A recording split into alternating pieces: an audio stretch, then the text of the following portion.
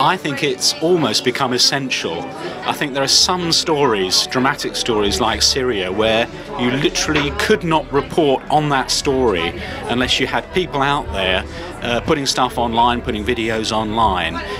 But I think it's also become routine in perhaps less dramatic ways. So people have got used to the idea, automatically almost, that when they're doing a story, they're looking on Twitter, they're getting information, they're looking for pictures online and so on. So I think both in a very dramatic way in terms of conflict reporting, but also in quite humdrum local ways, it's become part of the way we do journalism.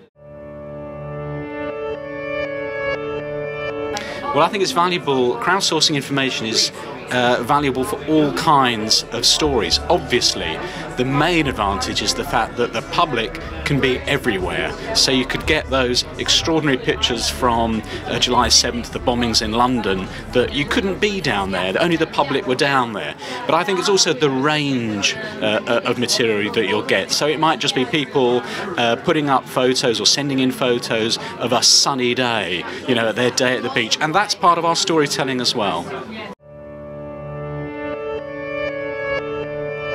Well, I think it is, because journalists realise that whether they're working or not, the public is already communicating. So whenever there's a dramatic event, it might be a disaster, or it might be something nice, like a football match or something, or the Olympics, the public are already out there communicating. So the journalists have realised they've got to go to the public. They've got to be where the public's already having these conversations. So in that sense, journalism has lost its status as being the only place where people talk or get information. Now we, as journalists, have to be part of the public conversations.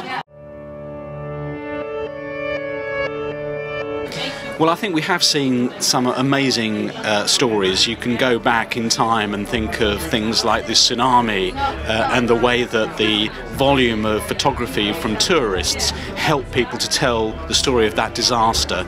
You can also think that around politics, the way that elections have now become connected to social media. So when you had in Britain, you had the leader debates on TV, part of the way that was communicated was by people on Twitter, and the journalists were able to see the response of people to those TV debates as they happened.